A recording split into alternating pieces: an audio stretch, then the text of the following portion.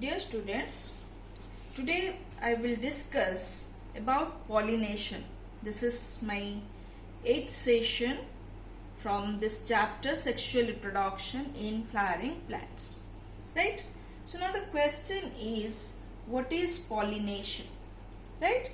So pollination is the process of transfer of pollen grain from anther to the stigma of a pistil of flower is called pollination. Right? So now the question is, why the pollen grain is transferred from anther to the stigma of pistil. Right? So first thing is this pollen grain. This is the male gametophyte that carries or that produces male gametes. So pollen grain carrying the male gametes are transferred from anther of a flower to stigma of the flower. Why? Because stigma is the landing platform, and this is the part of pistil, right?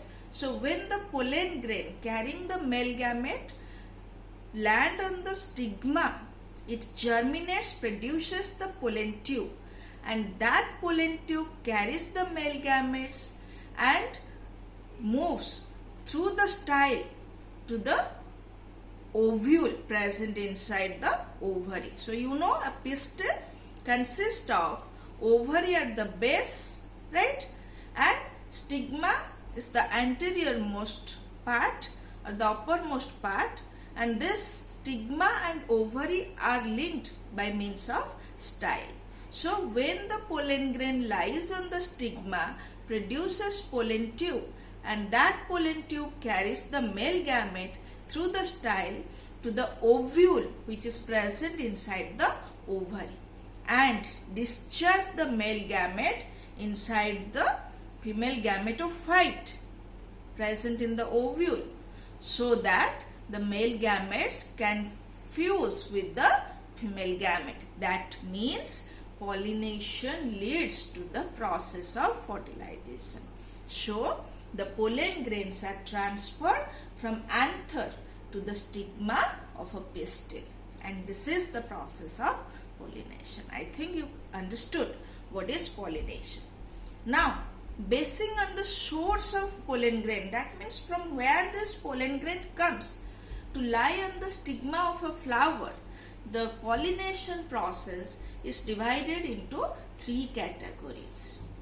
So these 3 categories are autogamy, geitonogamy and genogamy.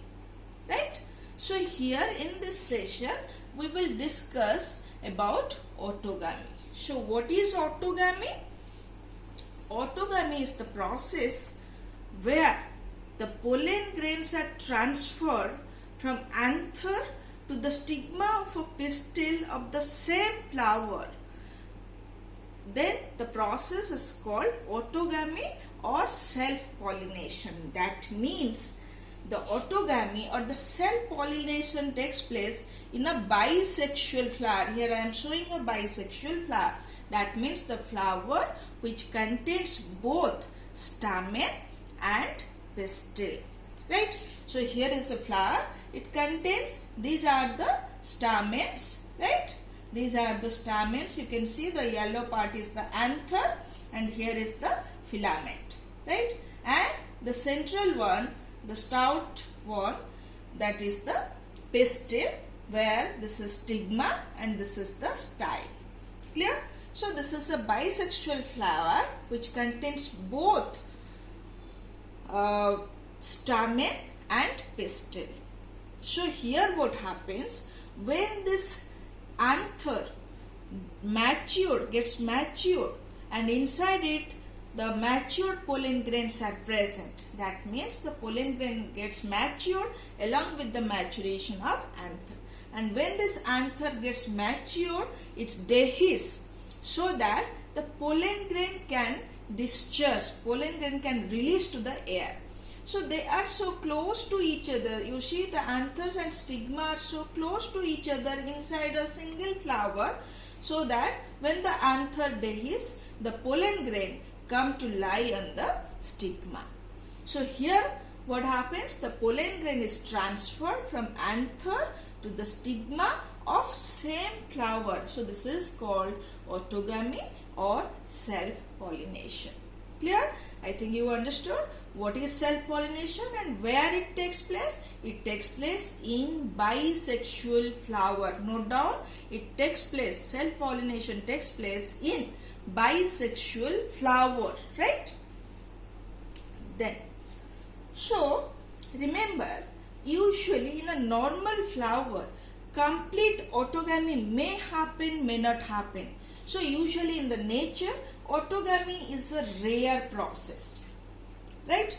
So the question is, why it is a rare process? Because you see, the stigma is exposed to the air. So it can receive the pollen grain from own anther, or it can receive the self-pollen grain, or it can also receive the pollen grain from other flowers. So that means here self-pollination or cross-pollination may take place. So some plants or some flowers develop certain adaptations or develop certain devices so that self-pollination can take place, so that they can avoid the cross-pollination, right? So what are these adaptations or device to ensure the self-pollination in a bisexual flower? So the devices are like this. If the stigma receptivity, that means maturation of the stigma to receive and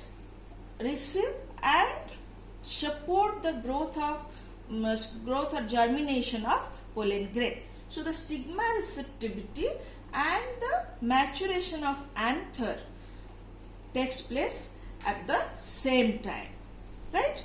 So that is one adaptation.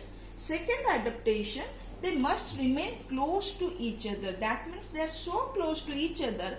Anther dehisce means that dehiscence is sufficient to discharge the pollen grain over the stigma.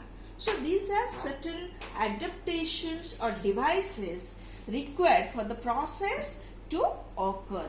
That means what are these? Synchrony in pollen release, right? And stigma receptivity. I explained you. Then the anther and stigma should remain close to each other. Clear? So these are the devices.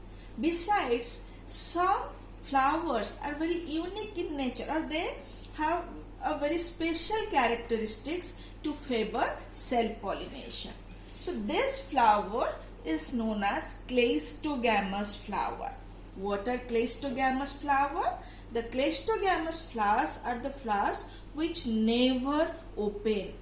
That means they remain always closed. So the stigma collects the self-pollen only. That means self-pollination takes place in this flower. There is no chances of cross-pollination, right? So some examples here I would like to mention. Oxalis, Viola and Camelina. Remember, these three plants, they show a very unique pattern of flowering. What this unique pattern? These plants bear two types of flower. They bear cleistogamous flower, that means closed flower under the soil, and chachmogamous flowers, that means the flowers which open at maturity. Chachmogamous flower in the aerial part, right? That means in the branches or stem portion they bear chachmogamous flower. So this cleistogamous flower is an adaptation to favor self-pollination. Now the question is, what is the advantage of cleistogamous flower? Or the same answer also for the question, what are the advantages and disadvantages of self-pollination? So here I would like to mention, so here you see, before that here you see the picture. This is the picture of a camelina plant where you see this bears the chachmogamous, that means open flower in the aerial part, and the closed flower at the under the soil, right? So this is the camelina. So now the question is, what are the advantages of self-pollination and what are the disadvantages of self-pollination? Also, you can write these points in case of if it's asked what are the advantages and disadvantages of cleistogamous flower. So, the advantages are assured fruit and seed production. As self-pollination takes place, that means self-pollen grain is released to the stigma. So, there is the chances of pollination is maximum. So, there is the pollination that leads to fertilization. So, there is the assured fruit and seed production. No need for developing any resources for attraction of pollinator. Here the flower doesn't need to produce any nectar or to be very colorful, attractive, so that can attract the insects for the process of pollination. So they do not need any pollinating agent and they do not need to produce any resources for attracting the pollinating agent. And most important is, in self-pollination, the plant retain the parental character, right? So the parental characters are retained from generation to generation. Clear? Then, what are the disadvantages?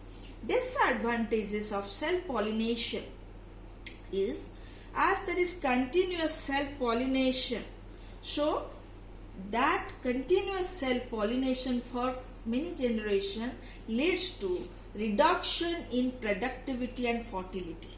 So this characteristics is known as inbreeding depression. So reduction in productivity and fertility, that is the inbreeding depression, takes place in case of continuous self-pollination. And another thing, there is no chances of variation that leads to better adaptation for the organism. But here, no chances of variation. So these are the disadvantages of autogamy or self-pollination. And these are also the disadvantages you can mention for cleistogamous flower. That's all. Thank you.